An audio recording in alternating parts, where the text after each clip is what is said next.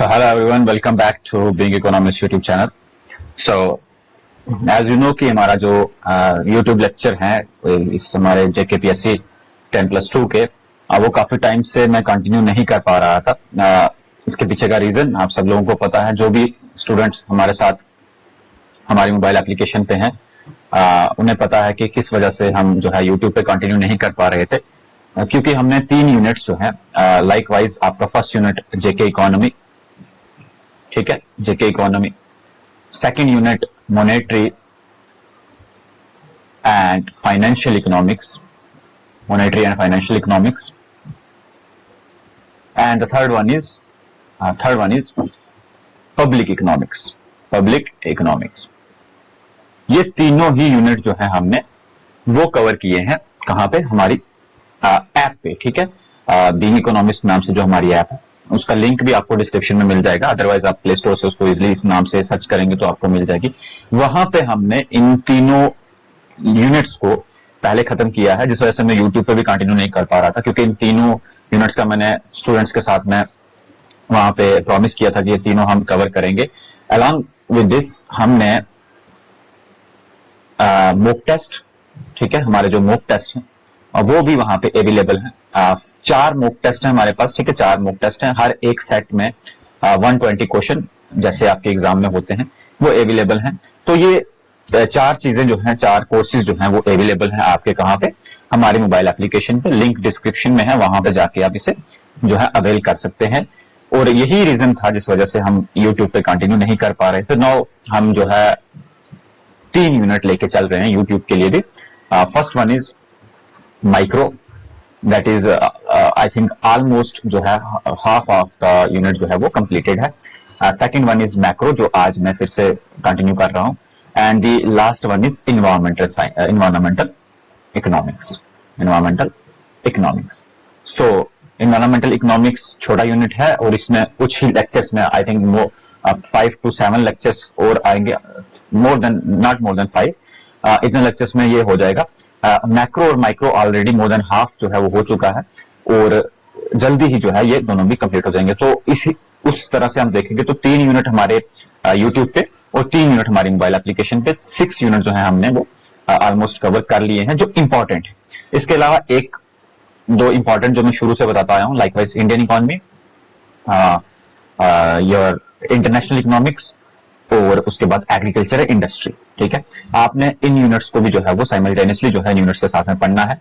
अगर मुझे कंटिन्यू करना होगा तो मैं उससे इन्फॉर्म कर दूंगा। एज यू नो हम जितने भी अपडेट्स हैं वो कहां पे करते हैं, हमारे टेलीग्राम पे, ठीक है। टेलीग्राम का लिंक डिस्क्रिप्शन में आप उसे ज्वाइन कर सकते हैं।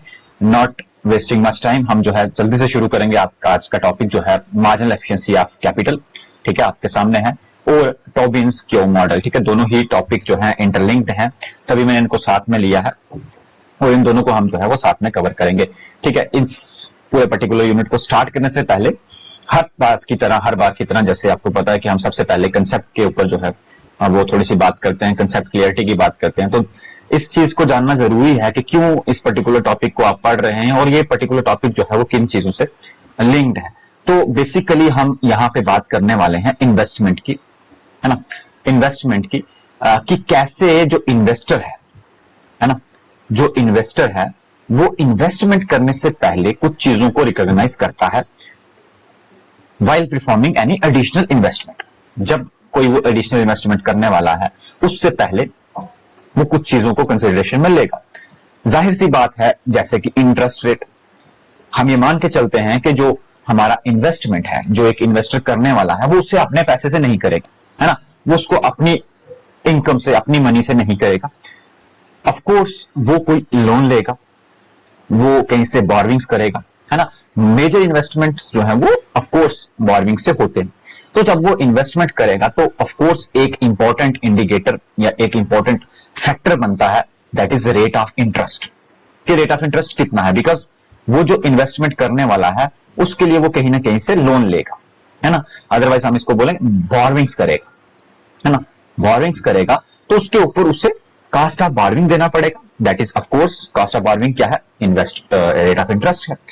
तो रेट ऑफ इंटरेस्ट कितना है, of course one of the major factor while someone doing investment or someone doing new investment or additional investment, है ना।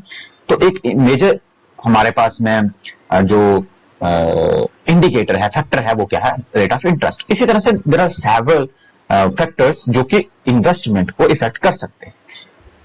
तो ये जो मार्जिनल एफिशिएंसी ऑफ कैपिटल है, ये उन्हीं में से एक है, हम ऐसा बोल सकते हैं। इसे हम कहीं ना कहीं कंपेयर करते हैं रेट ऑफ इंटरेस्ट के साथ में, कि रेट ऑफ इंटरेस्ट ऐलान जो है वो इन्वेस्टमेंट को क्या बोल सकते हैं, इफेक्ट नहीं करता, बट इसके साथ में कुछ और चीजें भी हैं, जिनमें से एक है marginal efficiency of capital. Now what is this marginal efficiency of capital? Of course JM Keynes ने इसके बारे में बहुत सारी बातें की हैं, और कभी कभी हम किसी बुक में ये भी पढ़ते हैं। बेसिकली हम मैक्रो के लिए ये ऑलरेडी नो कि मैं कौन सी बुक आपको कंसल्ट करता हूं। हमारे पास में एमएल जिंगन है, वो तो रिकमेंड नहीं की थी, आई थिंक मैंने अच्छा हाउजा के लिए बात की थी, ठीक है। हाउजा की बात करूं या और भी जो अच्छी बुक्स हैं, जो मैंने एक वीडियो में बताया था कि कौन कौन से सोर्सेस हैं हमारे पास, तो आप कुछ बुक्स में देखेंगे तो आपको जो मेजर कंट्रीब्यूटर इस मार्जिनल एफिशिएंसी ऑफ कैपिटल में दिखेंगे वो कीन्स दिखेंगे, है ना। कीन्स के द्वारा जो है ये इस कंसेप्ट को दिया गया।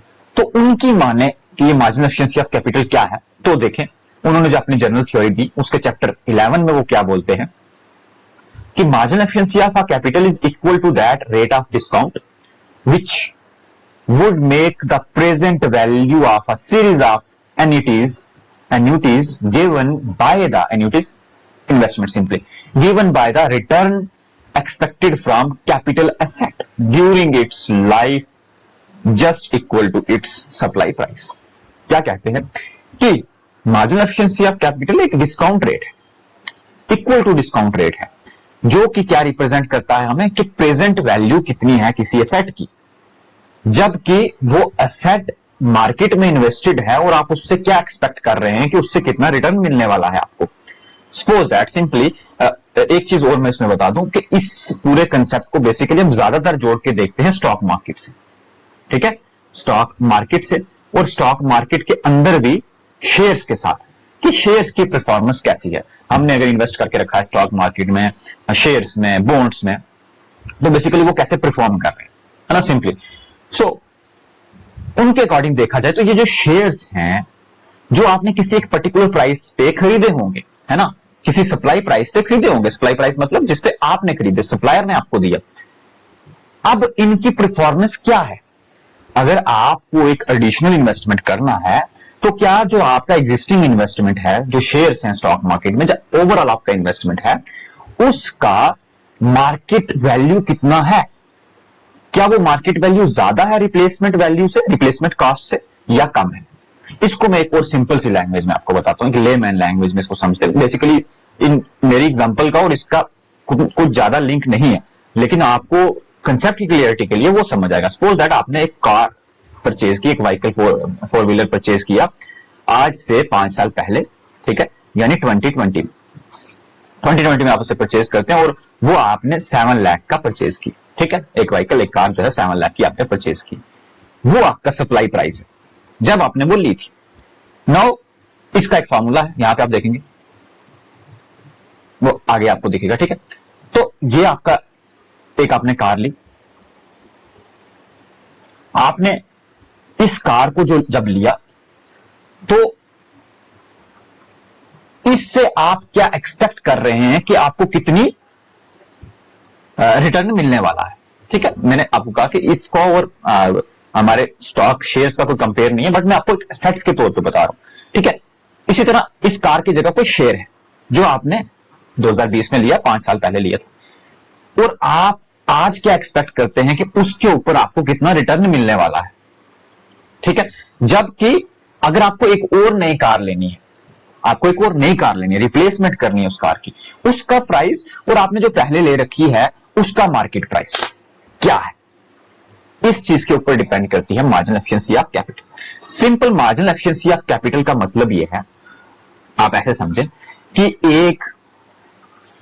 एक जो इन्वेस्टमेंट है आपका, एक जो शेयर है आपका, वो आपको फ्यूचर में कितना रिटर्न देने वाला है, वो उसकी एफिशिएंसी पे डिपेंड करता है किसकी? कैपिटल की। कैपिटल का मतलब ही क्या है? जो हमने इन्वेस्टमेंट करके रखा है उसकी एफिशिएंसी, लेकिन कौन सी वाली? मार्जिनल वाली, मतलब एडिशनल वाली, है ना। मैं हर एक लेक्चर में आपको समझाते आया हूं कि इकोनॉमिक्स में जहां भी आपको मार्जिनल टर्म दिखे मतलब एडिशनल, पर यूनिट, कि हर अगर उस कैपिटल का एक यूनिट आप ऐड करते हो तो उसके रिटर्न, उसके जो उसके रिटर्न्स हैं, जो उसके एक्सपेक्टेशंस हैं, एफिशिएंसीज हैं, वो कितनी?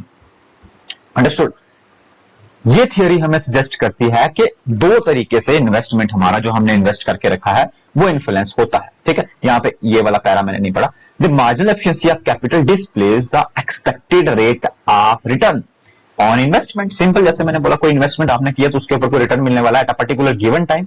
The marginal efficiency of capital is compare to the rate of interest. इसको हम कंपेयर करके देखते हैं किससे? रेट ऑफ इंटरेस्ट से। बेसिकली जो मार्जिनल एफिशिएंसी ऑफ कैपिटल है वो रेट ऑफ इंटरेस्ट से ही निकाली जाती है। रेट ऑफ इंटरेस्ट ही आपको बताएगा कि आपकी मार्जिनल एफिशिएंसी क्या होगी। आप देखते हैं कि दो चीजों पे हमारा रेट ऑफ इंटरेस्ट, हमारा जो इन्वेस्टमेंट है वो इन्फ्लुएंस करता है, दो चीजों से इफेक्ट होता है। The first one is marginal efficiency of capital of course, और second one is rate of interest. Now generally जब लोअर रेट ऑफ इंटरेस्ट होते हैं, जब रेट ऑफ इंटरेस्ट कम होते हैं तो इन्वेस्टमेंट ज्यादा होते हैं। इसमें कोई नई बात नहीं है, हम समझते आए हैं, हर बार देखते हैं कि ये इन्वेस्टमेंट कब है। ठीक है, इस तरफ आपका रेट ऑफ इंटरेस्ट है और इस तरफ इन्वेस्टमेंट है। जैसे जैसे रेट ऑफ इंटरेस्ट कम होंगे इन्वेस्टमेंट्स बढ़ेंगे, बिकॉज हम सबको पता है कि जब कास्ट ऑफ बारविंग्स कम होंगी किसी चीज की, जो मैंने आपको शुरू में बताया, कास्ट ऑफ बारविंग्स अगर कम होंगी लोन की, तो of course you are able to you are in a situation to borrow more and invest more, है ना। तो क्योंकि आपको उसके ऊपर जो पैसे देने हैं, उसके ऊपर जो इंटरेस्ट देना है वो आपको कम देना पड़ रहा है ना। इफ आप देखें एग्जांपल से, if rates, interest rates were 3%, then the firm would need to expected, अब यहां पे देखिए, यहां पे ध्यान से सुनना, expected return, rate of return of at least 3%।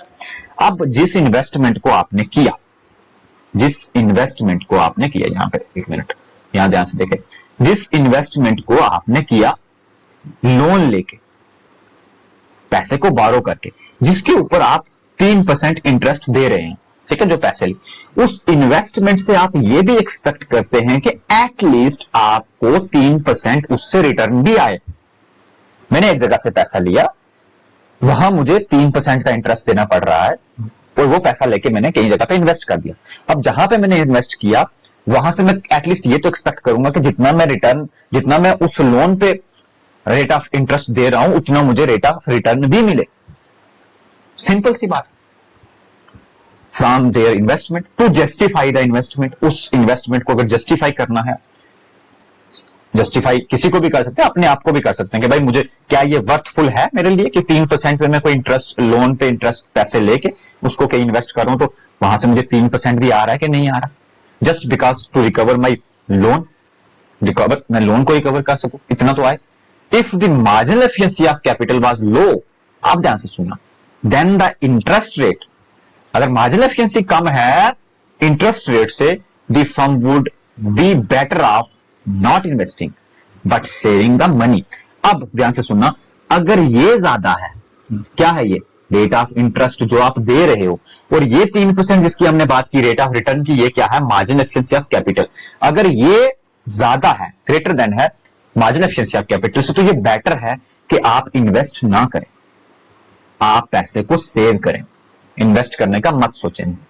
जाहिर सी बात है, मैंने आपको पहले बताया, आप रेट ऑफ इंटरेस्ट ज्यादा दे रहे हैं, आपको रेट ऑफ रिटर्न कम मिल रहा है, तो ये टाइम है आपका कि आप इसको शट कर दें, अपने इन्वेस्टमेंट को कम कर दें, बंद कर दें।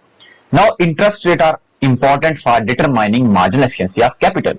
मार्जिनल एफिशिएंसी ऑफ कैपिटल कितनी होगी, कैसी होगी, ये आपको कहीं ना कहीं रेट ऑफ इंटरेस्ट ही बताता है। कैसे बताता है अभी हम देखेंगे। To finance investment, of course investment करने के लिए फर्म या तो बारो करती हैं या अपनी सेविंग्स का पैसा यूज करती हैं। ये मिनिमम होता है, कम से कम होता है, मैक्सिमम लोग इन्वेस्टर्स ये काम करते हैं। If interest rates are low, again अगर रेट ऑफ इंटरेस्ट कम होता है, इट्स चीपर टू बाय, बारो करना चीप है, बारो करने के ऊपर आपको जो इंटरेस्ट रेट्स देने हैं वो कम है, कॉस्ट ऑफ बारविंग कम है, और there savings give a lower return making investment relatively more attractive. इसका दूसरा एस्पेक्ट ये है कि रेट ऑफ इंटरेस्ट कम हो गया है तो लोग सेविंग्स करना पसंद नहीं करेंगे। हम बैंक में सेव करेंगे, हमें अगर इंटरेस्ट रेट ही कम मिल रहा है तो हम बोलेंगे कि सेव करने से अच्छा इसको इन्वेस्ट कर देते हैं। तो उस केस में जब रेट ऑफ इंटरेस्ट कम होता है तो दो चीजें होती हैं, एक कॉस्ट ऑफ बोरोइंग्स कम होती हैं और इन्वेस्टमेंट्स अट्रैक्टिव होते हैं। क्यों? क्योंकि सेविंग्स जो है वो अनअट्रैक्टिव हो जाती है, ठीक है, वो अट्रैक्टिव नहीं रहती। नाउ यहां पे आपको देखेगी मार्जिनल एफिशिएंसी ऑफ कैपिटल की एक diagram. So marginal efficiency of capital basically किसकी हेल्प से हम निकालते हैं? आप देखेंगे एक तरफ हमारे पास रेट ऑफ इंटरेस्ट है और दूसरी तरफ हमारे पास इन्वेस्टमेंट। तो बेसिकली इन्वेस्टमेंट और रेट ऑफ इंटरेस्ट के कॉम्बिनेशन से ही हम मार्जिनल एफिशिएंसी ऑफ कैपिटल की कर्व को ड्राइव करते हैं। से कि 5% पहले इंटरेस्ट रेट था जो कम होके 2% पे आ गया। जैसे ही इंटरेस्ट रेट कम हुआ इन्वेस्टमेंट्स बढ़ गए, 100 हो गए, 80 से 100 हो गए। और इस पॉइंट ए को और पॉइंट बी को जब आप ज्वाइंट करेंगे तो जो आपको कर्व मिलेगी वो मार्जिनल एफिशिएंसी ऑफ कैपिटल। जो जानना जरूरी नहीं है, सिंपल सी चीज जानने वाली बात क्या है कि भाई इस particular marginal efficiency of capital curve की शेप कैसी, ये पर्टिकुलर पॉइंट। यहां पे आपको ये सिंपल स्लोप डाउनवर्ड दिख रही है जो ऑलमोस्ट आपको आई थिंक सो कि स्ट्रेट लाइन तरह की दिख रही है। ठीक उसी तरह जैसे डिमांड कर्व की बात होती है, ये स्ट्रेट है, मतलब यूनिटरी की बात हो रही है ना, यूनिटी की बात हो रही है। एक थोड़ा सा ज्यादा फ्लैट होगी, मैंने लास्ट लेक्चर मैंने अभी जो पढ़ाया आपको उसमें पब्लिक इकोनॉमिक्स में वहां पे भी हमने बात की टैक्सेशन की, तो वहां भी हमने हमारी मोबाइल एप्लीकेशन, तो वहां भी हमने देखा ये फ्लैट हो गया और ये मोर स्टीप हो गया, इस थोड़ा से मोर स्टीप हो गया। तो ये जो कर्व्स की शेप है in the case of marginal efficiency also, ये डिपेंड करती हैं कि ये जो आपका रेट ऑफ इंटरेस्ट है और ये जो इन्वेस्टमेंट है इन दोनों के बीच में रिलेशन कैसा है। ये इलास्टिक है, इन इलास्टिक है, इंटरेस्ट इलास्टिक इन्वेस्टमेंट है, इंटरेस्ट इन इलास्टिक इन्वेस्टमेंट है। उसी चीज के ऊपर जहां पे मैंने यहां पे आगे मैं बात करूंगा, पहले ये देख लेते हैं। ये उसी डायग्राम को एक्सप्लेन किया है। कट इन इंटरेस्ट रेट 2% पे जब हम आए 5% से, तो इन्वेस्टमेंट इंक्रीज हुआ 80 से 100। The alternative to investment is saving money in the bank. अगर आप इन्वेस्ट नहीं करना चाहते तो मनी को सेव करें बैंक में। This is the opportunity of investment, opportunity cost of investment, यानी या तो अपॉर्चुनिटी कॉस्ट क्या है, नेक्स्ट बेस्ट अल्टरनेटिव है ना। तो अगर आप इन्वेस्ट नहीं करना चाहते तो इट इज बेस्ट कि आप उसको सेव कर दें, तो वो उसकी अपॉर्चुनिटी कॉस्ट है। If the rate of interest is 5%, then only project with a rate of return of greater than 5% will be profitable. ये बात है देखने वाली, सुनने वाली, कि अगर आप 5% के अकॉर्डिंग किसी जगह से इंटरेस्ट पे पैसा लेके इन्वेस्ट कर रहे हैं तो आपके लिए वो इन्वेस्टमेंट ओनली प्रॉफिटेबल तब है जब आपको उससे जो रेट ऑफ रिटर्न मिलने वाला है वो ग्रेटर देन 5। अंडरस्टूड? नाउ वापस आ गया मैं यहां पे, ठीक है। नाउ यहां पे देखो जो मैं चीज आपको समझाना चाहता हूं, responsiveness of investment to interest rate, मतलब इंटरेस्ट रेट और इन्वेस्टमेंट के बीच में कैसा रिलेशन है। रिस्पॉन्सिवनेस ऑफ, आपने पढ़ा होगा प्राइस इलास्टिसिटी ऑफ डिमांड में, मैंने आपको पढ़ाया रिस्पॉन्सिवनेस। इसका मतलब क्या है कि रिस्पॉन्सिवनेस कितनी है दोनों के बीच में। अंडरस्टूड? सिंपली इलास्टिसिटी कितनी है, ठीक है। सो कीन्स ने अपनी इन्वेस्टमेंट थ्योरी में, बेसिकली इसी थ्योरी में, इंटरेस्ट रेट्स को जो है वो एक इंपॉर्टेंट फैक्टर माना है। किसका? इन्वेस्टमेंट का। और उन्होंने लिक्विडिटी ट्रैप की बात की। ऑफ कोर्स लिक्विडिटी ट्रैप को आपको कभी नहीं बोलना है। लिक्विडिटी ट्रैप क्या है? लिक्विडिटी ट्रैप, जिसको हम लिक्विडिटी प्रेफरेंस थ्योरी में पढ़ते हैं, लिक्विडिटी ट्रैप, हम अभी बात कर रहे हैं कि इंटरेस्ट और इन्वेस्टमेंट के बीच में कुछ रिलेशन है, कुछ रिस्पॉन्सिवनेस है ना, कुछ इफेक्ट है, कुछ elasticity. But liquidity trap is a situation जब हम ये बात करें कि अब इंटरेस्ट और इन्वेस्टमेंट के बीच में कोई रिलेशन नहीं था। There are nothing between investment and rate of interest. Whatever the rate of interest is, there are no effect on investment. उसका कोई इंपैक्ट नहीं पड़ेगा इन्वेस्टमेंट में कि इंटरेस्ट रेट 5% है, इन्वेस्टमेंट 10% है। नो, अभी तो हम बात कर रहे थे इस पर्टिकुलर डायग्राम में कि ये 5 से 3 2 हुआ तो ये 80 से 100 हो गया। But liquidity trap is a situation where whether it goes to R1 R0, no changes are to be traced in investment में कोई चेंजेस नहीं है। मतलब कि इंटरेस्ट एंड इन्वेस्टमेंट जो है वो आप बोल सकते हैं इन इलास्टिक हो जाएंगे। इन इलास्टिक भी नहीं बोल सकते, हम बोल सकते हैं क्या बोलेंगे इसको कि कोई रिस्पॉन्सिवनेस जो है वो नहीं रहेगी, इन दोनों के बीच में कोई रिलेशन रहेगी। वो लिक्विडिटी ट्रैप है। हम उस चीज को छोड़ भी दें तो इन्वेस्टमेंट में भी ये इस लिक्विडिटी ट्रैप की बात हो रही है कि इन्वेस्टमेंट में भी unresponsive to lower interest rate. Whether interest rate goes more down from 5 to 2 to 1 to 0, there are no changes, are unresponsive आपको कंडीशंस दिखेंगे इन्वेस्टमेंट और रेट ऑफ इंटरेस्ट। हमारा टॉपिक ये नहीं है, ये लिक्विडिटी ट्रैप आया तो मैंने आपको बता दिया। बट इन सम सर्कमस्टांसेस जो हमारे काम का है, demand for investment is very interest in elastic. लेकिन किसी किसी जगह पे ये डिमांड जो है इंटरेस्ट के साथ में इंटरेस्ट इन इलास्टिक भी होती है और इंटरेस्ट इलास्टिक भी होती है, दोनों ही केसेस है। इंटरेस्ट इन इलास्टिक मतलब जब इन्वेस्टमेंट और रेट ऑफ इंटरेस्ट के बीच में थोड़ा सा रिलेशन हो, यानी इन्वेस्टमेंट के ऊपर चेंजेस जो आ रही हैं इन्वेस्टमेंट में रेट ऑफ इंटरेस्ट में, उसका कुछ खास रिलेशन ना पड़े। जैसे इस डायग्राम में भी आपको दिख रहा है 5 से रेट ऑफ इंटरेस्ट 0.5 आ गया, ऑलमोस्ट 4.5% कम हुआ। 5 से 0.5 पे आ गया, ऑलमोस्ट 4.5 का चेंज आपको देखने को मिला। बट इन्वेस्टमेंट में कितना चेंज आया? It is only 97 to 99, means 2 का change, only 2 units, but almost 4.5 units का चेंज आपको देखने को मिला रेट ऑफ इंटरेस्ट में। बट वहीं पे मार्जिनल एफिशिएंसी ऑफ कैपिटल में it is only 2। this particular situation or this particular circumstances we say it is inelastic, interest और investment inelastic है। उस केस में हम जहां से शुरू हुए थे, हमने जहां पे अपनी बात को खत्म करना है, उस केस में मार्जिनल एफिशिएंसी ऑफ कैपिटल की जो कर्व है वो आपको कैसी दिखेगी? स्टीप दिखेगी, ज्यादा स्टीप दिखेगी, है ना। और इसका एक दूसरा केस भी है, वो मैंने यहां पे कंसीडर नहीं किया। यहां पे तो दूसरा भी हो सकता है जहां पे ये लेस स्टीप और मोर फ्लैट दिखेगी। तो कहने का मतलब ये है, क्वेश्चन कहां से शुरू हुआ था? क्वेश्चन शुरू हुआ था यहां से कि interest rates are important for determining marginal efficiency of capital, जिसको मैं यहां पे कंक्लूड कर रहा हूं कि कैसे इंटरेस्ट रेट्स जो हैं मार्जिनल एफिशिएंसी ऑफ कैपिटल को ओवरऑल चेंज कर सकते हैं। यहां पे मार्जिनल एफिशिएंसी ऑफ कैपिटल की कर्व आप देखेंगे कैसे इन्फ्लुएंस हुई रेट ऑफ इंटरेस्ट से, और रेट ऑफ इंटरेस्ट और इन्वेस्टमेंट के रिलेशन की वजह से। लिक्विडिटी ट्रैप में बिजनेस कॉन्फिडेंस जो है वो काफी लो होते हैं, देयरफॉर लो इंटरेस्ट रेट्स होते हैं, और firm don't want to invest because there are low expectations of future profits। ये लिक्विडिटी ट्रैप को थोड़ा सा एक्सप्लेन किया, इस पे हम नहीं जाएंगे।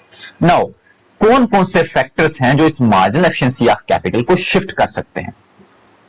You expect the marginal efficiency of capital or rate of return of 5%, but what are the conditions under which this particular marginal efficiency of capital may be shifted from 5% to 6% or maybe 5% to, irrespective of this rate of interest। आप देखेंगे कि rate of interest वहीं पे 5% पे है, but marginal efficiency of capital जो है वो 80 से चेंज हो गए, मतलब क्वांटिटी जो है इन्वेस्टमेंट की। बेसिकली आप ये बोल सकते हो कि इन्वेस्टमेंट में चेंजेस कितनी हुई या रिटर्न्स में चेंजेस कितनी हुई, तो वो पूरे का पूरा शिफ्ट हो गया। कैसे हुआ? There are several factors behind it. सबसे पहले कॉस्ट ऑफ कैपिटल, जो आप एडिशनल इन्वेस्टमेंट कर रहे हैं उसकी कास्ट में चेंज हो, है ना, irrespective of rate of interest. अच्छा, एक चीज इसमें यह कि जैसे मैंने शुरू में ही लेक्चर के बोला कि जरूरी नहीं कि इन्वेस्टमेंट ही है जो हमारे इन्वेस्टमेंट को डिटरमाइन करता है, interest rate. There are several factors other than rate of interest. Likewise risk associated कितना है उस पर्टिकुलर इन्वेस्टमेंट में, कई बार मैच्योरिटी रेट्स कितनी है, कई बार नेचर ऑफ इन्वेस्टमेंट कैसा है, मतलब number of things are there. उन्हीं में से कुछ चीजें किसमें इन्वेस्टमेंट रेट ऑफ इंटरेस्ट के अलावा जो इसको शिफ्ट कर सकती है। टेक्नोलॉजिकल चेंज, आपके पास कोई ऐसी इंप्रूव टेक्नोलॉजी आ गई जिसने आपके इन्वेस्टमेंट को और वर्थवाइल बना दिया, है ना, और ज्यादा अट्रैक्टिव तो नहीं बोलेंगे, और ज्यादा प्रोडक्टिव बना दिया। हाँ, ये टर्म प्रोडक्टिव बना दिया। अट्रैक्टिव तो तब बनेगा जब रेट ऑफ इंटरेस्ट से उसको हम लिंक करेंगे। बस इन फैक्टर्स के केसेस में वो प्रोडक्टिव होगा, ना कि attractive. Expectations and business confidence, कोई ऐसा इन्वेस्टमेंट है जो पहले उतना एप्रोप्रिएट नहीं माना जा रहा था रेट ऑफ रिटर्न के पॉइंट ऑफ व्यू से, बट नाउ किसी किसी चीज में देखते हैं आप अचानक से बूम आ जाएगा। There are several markets or we can say stocks, shares जो काफी लंबे समय से डाउन चल रहे होते हैं या कांस्टेंट चल रहे हैं, वो एकदम से उनमें चेंजेस आ जाते हैं, तो वो बिजनेस कॉन्फिडेंस और एक्सपेक्टेशंस को बढ़ाते हैं। सप्लाई या फाइनेंस, आपको जो फाइनेंसिस हैं, लाइकवाइज फाइनेंस का मतलब ऑफ कोर्स मनी, कैपिटल, है ना, or we can say funds, वो आपको इजीली अवेलेबल हो गए, या बैंक्स जो हैं आपको ज्यादा फंड देने के लिए एग्री हो, उस केस में भी आपका margin efficiency of capital increase होगा। डिमांड फॉर गुड, जिस पर्टिकुलर कैपिटल इन्वेस्टमेंट में आपने इन्वेस्ट करके रखा है उसकी हायर डिमांड, उसकी डिमांड बढ़ती है, फिर higher demand will increase the profitability of capital. ठीक उसी तरह अगर किसी चीज की मार्केट में डिमांड बढ़ जाए और उस चीज को बनाने वाला जो पर्सन है, जो उसका प्रोड्यूसर है, उसको बनाने वाला, उसको एक सिग्नल मिलता है जिसे हम सप्लाई सिग्नल कहते हैं, जो कि लॉ ऑफ सप्लाई देता है। लॉ ऑफ सप्लाई क्या सिग्नल देता है? When prices are more supply भी मोर, यही देते हैं। तो मार्केट में प्राइस बढ़ा, लॉ ऑफ सप्लाई ने सिग्नल दिया प्रोड्यूसर को कि भाई तू अपनी सप्लाई भी बढ़ा दे। ठीक उसी तरह जब किसी चीज की डिमांड, उस शेयर की या किसी भी इन्वेस्टमेंट की आप बोल सकते हैं, वहां से एक सिग्नल मिलेगा इन्वेस्टर को इस केस में कि भाई इस पे प्रॉफिटेबिलिटी ज्यादा है, तो इस पे ओवर इन्वेस्ट कर, तो इन्वेस्टमेंट बढ़ेगा। Then rate of taxes, of course there are several rate of interest on this particular stock markets और shares. Likewise capital gain tax, तो इन चीजों में अगर कमी होगी तो कहीं ना कहीं कैपिटल गेन टैक्स कम होगा, तो इन्वेस्टमेंट्स और अट्रैक्टिव होंगे और प्रोडक्टिव होंगे। ठीक है, तो ये कुछ फैक्टर्स हैं जो आपको यहां पे दिखाई दे रहे हैं। एंड ये लास्ट स्लाइड मैंने ऐड की किसी और जगह से कॉपी करके, जो मुझे लगा कि यहां पे आपको दिखाना जरूरी है। 3 तरह की सिचुएशंस अराइज हो सकती हैं मार्जिन एफिशिएंसी ऑफ कैपिटल और रेट ऑफ इंटरेस्ट। सबसे पहला केस, जब रेट ऑफ इंटरेस्ट ज्यादा है और मार्जिन एफिशिएंसी कम है, तो इन्वेस्टर को ज्यादा इन्वेस्ट करना चाहिए या ज्यादा इन्वेस्ट करता है। ये केस हम देख के आए। ठीक है, 3% पे 3% का रेट ऑफ इंटरेस्ट दे रहे हो और 5% का रेट ऑफ रिटर्न आ रहा है, तो ऑफ कोर्स आप ज्यादा इन्वेस्ट करोगे। दूसरा केस, रेट ऑफ इंटरेस्ट ज्यादा हो, मार्जिन एफिशिएंसी ऑफ कैपिटल कम हो, तो उस केस में no investment will be made. No investment तो नहीं बोलेंगे आप, ये हाँ नो इन्वेस्टमेंट। ठीक है, इस पर्टिकुलर केस में नो इन्वेस्टमेंट, क्योंकि आप जो इंटरेस्ट रेट दे रहे हो भाई वो इतना ज्यादा है कि आपको उतनी कमाई नहीं हो रही, रिटर्न नहीं आ रहा। मार्जिन एफिशिएंसी ऑफ कैपिटल कम है। मार्जिन एफिशिएंसी ऑफ कैपिटल, फिर से बता दूं, इन्वेस्टमेंट, कैपिटल मतलब इन्वेस्ट, जो इन्वेस्ट किया है उसके ऊपर मिलने वाला रिटर्न कम है, बेसिकली उसकी एफिशिएंसी नहीं है, कैपिटल की एफिशिएंसी नहीं है।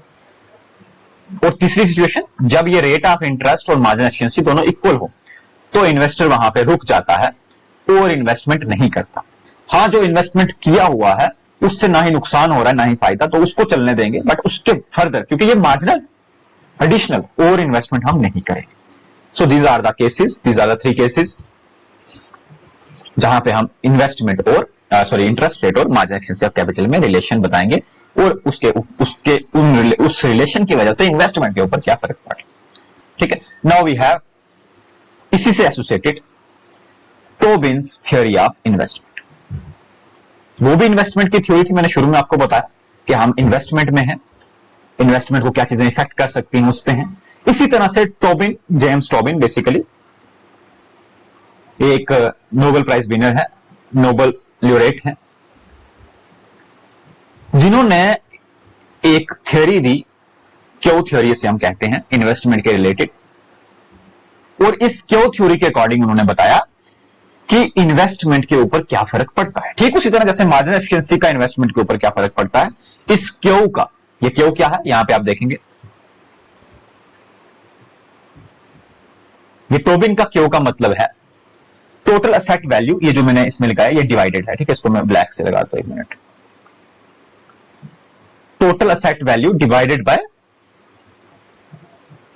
By total market value of firm, या इस पे किसी किसी बुक में आपको लिखा दिखेगा रिप्लेसमेंट कास्ट,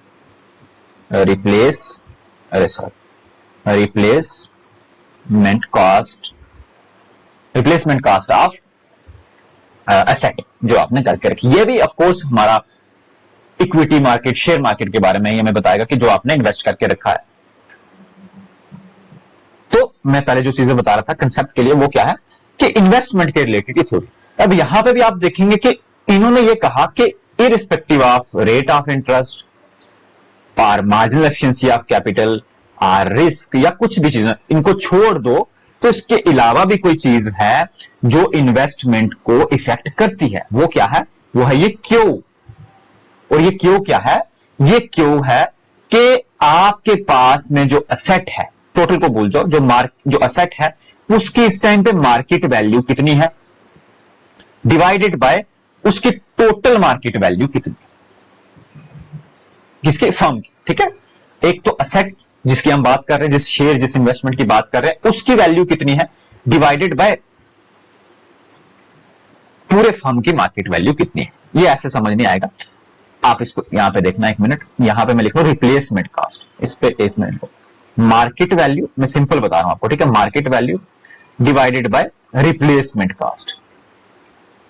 जो आपको मैंने कार वाली एग्जांपल दी वो एक्चुअल में यहां पे फिट बैठती है कि 5 साल पहले आपने 2020 में एक कार ली, कितने की, कितना मैंने बताया था, 7 लाख। ठीक है, तो कब ली, 2020 में, और आज है 2025। तो 2025 में इस कार की मार्केट वैल्यू कितनी है, से 5 लाख होगा, नहीं इतना, इससे काफी कम होगा, मैं एग्जांपल के लिए बता रहा हूं, 5 लाख। और रिप्लेसमेंट कास्ट, अगर आप इसको रिप्लेस करना चाहते हैं, ठीक है, तो रिप्लेसमेंट कास्ट कितनी है, अगर तो वो कम है से 2 लाख कि 2 लाख, तो हमारे लिए जो इन्वेस्टमेंट है हमने किया है वो प्रॉफिटेबल है। क्यों, क्योंकि आज भी उसकी मार्केट वैल्यू ग्रेटर देन है, किससे रिप्लेसमेंट कास्ट से। इस केस में क्योंकि ये क्यू को रिप्रेजेंट करेगा, तो इस केस में क्यू जो हमारा निकलेगा वो अराउंड 2.5 समथिंग निकलेगा, मतलब क्यू इज ग्रेटर देन 1 निकलेगा, क्यू इज ग्रेटर देन 1 निकलेगा। ठीक है, अब क्यू अगर ग्रेटर देन 1 निकलेगा तो यहां पे देखो, यहां पे केसेस, ठीक है, ऑफ कोर्स 3 केसेस हैं, Q is greater than 1, Q is less than 1 और Q is equal to 1। So Q अगर ग्रेटर देन 1 है, it suggests that market is undervaluing the company's asset. This is incentivize the companies to invest in a new capital. अब हम new capital में और invest कर सकते हैं। Car की एग्जांपल को छोड़ दो, शेयर्स के पॉइंट ऑफ व्यू से सोचो, शेयर के पॉइंट ऑफ व्यू से जो कंपनी ने इन्वेस्ट करके रखा है। As the market is essentially saying the company's assets are worth more than the replacement cost. कि कंपनी के जो अपने एसेट्स हैं उनकी मार्केट वैल्यू ज्यादा है रिप्लेसमेंट कास्ट से। तो ये एक सिग्नल है कंपनी को कि उसके जो इन्वेस्टमेंट है उसे अंडर वैल्यूड किया जा रहा है फिलहाल, और उसको आप और इन्वेस्टमेंट कर सकते हैं। यहां पर देखो, company to invest in new capitals, वो और कैपिटल में इन्वेस्ट कर सकती है। केसेस आपको दो ही याद रखने हैं, ग्रेटर देन 1 वाला और लेस देन 1 वाला, और चीजों को समझना। यहां पे एक मिनट ये भी देख लो कि replacement value versus market value versus replacement cost क्या है। सो मार्केट वैल्यू रिफ्लेक्ट करता है कि what investor are willing to pay for a company. आज अगर आपको वो चीज बेचनी है जो आपने 7 लाख की 2020 में ली थी, तो आज उसका कोई इन्वेस्टर आपको कितना प्राइस दे रहा है? जैसे मैंने बोला 5 लाख, आज भी उसका 5 लाख मिल रहा है 2025 में भी, 5 साल बाद भी। वाइल रिप्लेस, ये क्या है? मार्केट वैल्यू उस चीज। और दूसरा रिप्लेसमेंट कास्ट जो हमने न्यूमिनेटर में रखा, replacement cost represents the cost of acquiring all the company's asset at current market price, कि आपको उस चीज को टोटली रिप्लेस करना है, नहीं लेनी है। उस शेयर को, उस कार को आप भूल जाओ, उस शेयर को आपने रिप्लेस करना है, तो वो रिप्रेजेंट करेगा करंट वैल्यू आपके टोटल मार्केट एसेट्स की। तो जब तक आपका मार्केट वैल्यू, आपके एसेट का मार्केट वैल्यू ज्यादा है, रिप्लेसमेंट कॉस्ट कम है, तब तक तो ये ग्रेटर देन 1 आएगा, तब तक आप और इन्वेस्टमेंट कर सकते हैं अकॉर्डिंग टू टोबिन। लेकिन जब ये ओवर वैल्यूड हो गया, टोबिन का क्यू जो है वो लेस देन 1 हो गया, ठीक है, ये लेस देन 1 हो गया, उस केस में ये इंडिकेट कर रहा है कंपनी के एसेट्स को ओवर वैल्यूड किया जा रहा है मार्केट में relative to their replacement cost. Replacement cost के कंपेयर में अब कंपनी के एसेट्स की वैल्यू कम हो गई। In this scenario the company might be less incline to invest in new capital. अब कंपनी नए इन्वेस्टमेंट ना करे, potentially opting to acquire existing assets और return capital to stakeholders, shareholders या स्टेक होल्डर। और अब company को क्या करना चाहिए? जो एग्जिस्टिंग एसेट्स हैं उन्हीं पे रहना चाहिए, या जिन लोगों ने उसमें इन्वेस्ट किया है, जो शेयर होल्डर्स हैं, उनको उनके इन्वेस्टमेंट्स वापस दे दें। Investment and market efficiency. The theory suggest in a perfect efficient market, कि परफेक्ट एफिशिएंट मार्केट क्या होगा टोबिन के अकॉर्डिंग। सो टोबिन क्यों शुड टेंड टूवर्ड 1, कि क्यों 1 के इक्वल होना चाहिए, उसके according indicates market value and replacement cost are in align, कि दोनों एक ही, मतलब इक्वल टू 1 होना चाहिए। The combined market value of all companies on stock market should be about equal to their replacement cost, replacement cost का equal होना चाहिए। This measure of stock valuation is driving factor behind investment decision in Tobin Q ratio. और ये Q model जो है वो एक driving factor है जब कोई स्टॉक की वैल्यूएशन करता है ना, जो उसने इन्वेस्ट करके रखा जिस स्टॉक में, उसकी वैल्यूएशन करती है। आज के टाइम में भी ये क्यू मॉडल यूज किया जाता है स्टॉक की वैल्यूएशन के लिए। When applied to market as a whole, we can gauge whether an entire market is relatively overbought or undervalued. इससे हमें यह पता चलता है कि जो ओवरऑल मार्केट है उसे ओवरवैल्यूड किया जा रहा है या अंडरवैल्यूड किया जा रहा है। इनकी कुछ एडवांटेजेस और क्रिटिसिज्म। सबसे पहला, if firm knows replacement cost of capital, the average Q can be directly calculated by observing stock market value of the firm. This make it easily applicable. ठीक है, क्यों अगर आप वो रिप्लेसमेंट कॉस्ट निकाल सकते हैं किसी चीज की, तो आप उसकी मार्केट वैल्यू को ऑब्जर्व कर सकते हैं। सबसे बड़ा बेनिफिट इसका। दी ऑब्जर्व्ड मार्केट वैल्यू, और जो आपने ऑब्जर्व मार्केट वैल्यू की किसी फर्म की, automatically accounts for future expectation, expected return and risk involve. और जब आपको मार्केट वैल्यू किसी चीज की पता चल गई, करंट मार्केट वैल्यू रिप्लेसमेंट के कॉस्ट पे आपने निकाली, तो आप easily future expectation, expected rates और रिस्क इन्वॉल्व जो है उस इन्वेस्टमेंट में, वो निकाल सकते हैं। Third, similarly market value also allow for lags and adjustment cost investments. और मार्केट वैल्यू पता चले तो आपके पुराने जो लैग एडजस्टमेंट्स हैं, लैग और एडजस्टमेंट कॉस्ट जो है वो इन्वेस्टमेंट में हो सकते हैं। इसे छोड़ दें। क्रिटिसिज्म भी है इस थियरी के। सबसे पहले replacement cost can prove to be problematic to calculate average and marginal Q. हम मार्जिनल क्यू को निकाल नहीं सकते, उसमें प्रॉब्लम्स होंगी। This is because information about total cost of capital of a firm is not easily available. कितना cost आपने किसी चीज के ऊपर लगा के रखा है, in the case of firms आपको वो निकालना बहुत मुश्किल होता है। Relation between marginal and average queue, ये बेसिकली एक कंसेप्ट है इसके बीच में, वो काफी कॉम्प्लेक्स है। The assumption of constant return to scale is unrealistic। इसके अंदर एक assumption है जो कि constant return of scale की, वो भी unrealistic है। और उसके बाद value of Q cannot be accurately predicted।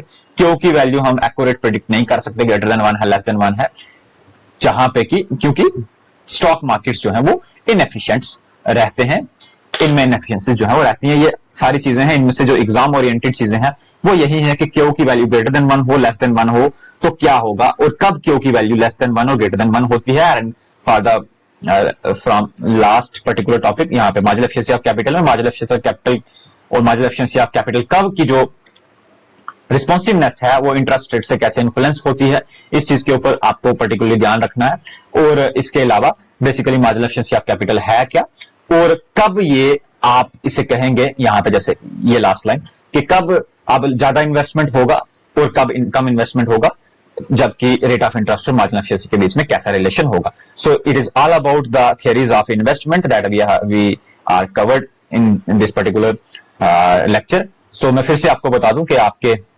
6 units जो हैं वो कंटिन्यू हैं, 3 यूनिट अवेलेबल हैं कंप्लीट, नोट्स, रिकॉर्डेड लेक्चर और मॉक टेस्ट। ठीक है, ये आपको मोबाइल एप्लीकेशन में मिलेगा, लिंक डिस्क्रिप्शन में, वहां से जाके आप इसे इजिली जो है वो डाउनलोड कर सकते हैं। प्ले स्टोर पे इजिली आप लिखेंगे बीइंग इकोनॉमिस्ट तो आपको वो दिखेगा, अदरवाइज इसके लिंक डिस्क्रिप्शन में भी है। और हमारा टेलीग्राम चैनल जो है आपको जरूर ज्वाइन करें, वहीं पे हमारे सारे अपडेट्स जो है वो आते हैं, लिंक वो भी डिस्क्रिप्शन में है। तो होपफुली जल्दी हम इन तीनों यूनिट्स को जो हमने यूट्यूब पे स्टार्ट किए हैं, माइक्रो मैक्रो एनवायरनमेंट, इसे भी जल्दी कवर करेंगे। और अगर टाइम होगा तो हम नए यूनिट्स को जो है वो टेकअप करेंगे। सो नेक्स्ट लेक्चर जो है वो माइक्रो या फिर एनवायरनमेंटल का कंटिन्यू करेंगे। Thank you.